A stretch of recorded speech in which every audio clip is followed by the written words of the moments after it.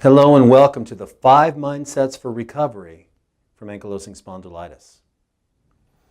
So let me ask you, have you ever read the 7 Habits of Highly Effective People? It's a popular and powerful book, and in that book, the late Stephen Covey says that our lives are the products of how we think more than any other factor. Now we're going to see how we can use his wisdom for remission and recovery from ankylosing spondylitis. So first off, the fact is, whether you like it or not, your attitude plays the dominant role in your recovery. You've got to be positive, flexible, and clear on your intention to recover for it to happen. So it's critical to understand and develop a strong mental outlook that can produce real results.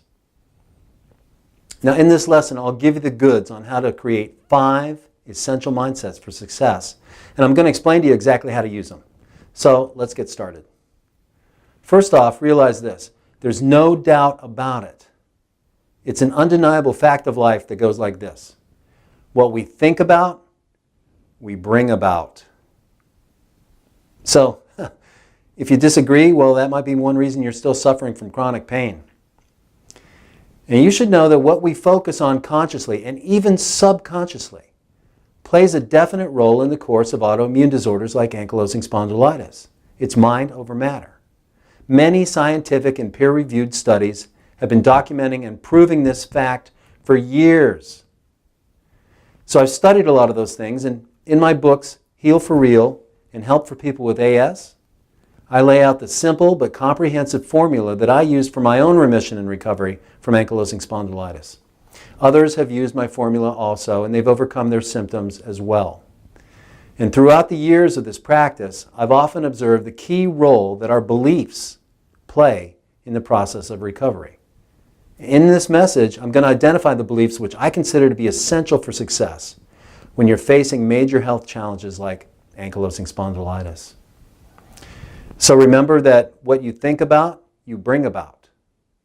And this means that regardless of any perceived outcome or whatever happens in the end, it's far, far better in the long run for you to hold a mindset of recovery and rejuvenation rather than one of victimhood and hopelessness. All right, now let's look a little closer at how this misunderstood and often misused fact can really help you recover. So first of all, drop all the defeatist instructions you've gotten from anybody who says you shouldn't have what they call false hope. All right? Since when is any kind of hope a bad thing? And what are you supposed to do? Become completely hopeless? No. If someone's telling you to stop hoping for the best, that person doesn't understand the power of your mind. And I suggest you remove that person from your circle of support because they don't really believe in your recovery. They just don't believe it. And even if you don't recover, why would they suggest you to feel hopeless? That's a dangerous misuse of your personal power, and it's going to absolutely work against you in the long run. So, now if you're interested in dropping false hopes, okay, great, fine, I get it. But instead of becoming hopeless, we're going to replace your hopes with a positive mindset. So, let's start here. The counterpart to hope, the other side of the coin, is trust. Trust supersedes hope. Meaning, with trust, you no longer need to hope.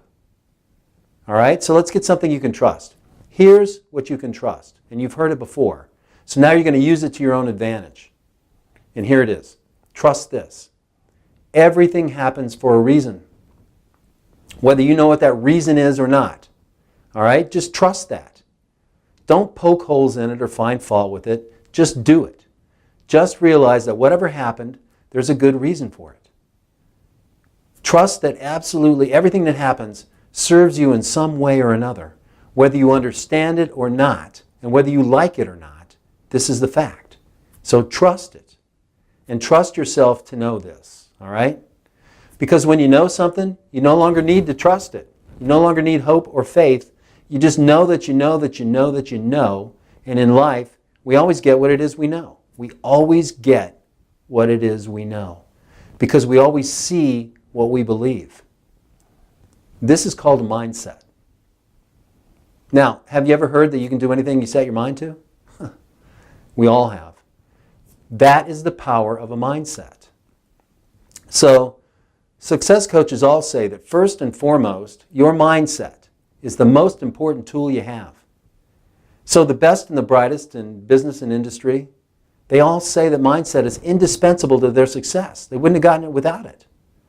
Nothing succeeds like success. So if you want to succeed, they tell you, create the right mindset. Okay, well, that's easy. I'm sure you've heard it before, but how do you do it? Here's how. The formula for creating and fulfilling a mindset is this. Choose and focus. That's it. Choosing and then focusing on what you've chosen is called a mindset. This is the most powerful use of your cognitive mind, your thinking critical mind. So other uses of your cognitive mind, things like judgment and doubt, frustration, disappointment, blaming, shaming, and even analyzing, are only going to delay your progress. So stop all the analysis, all right? Stop trying to figure it out.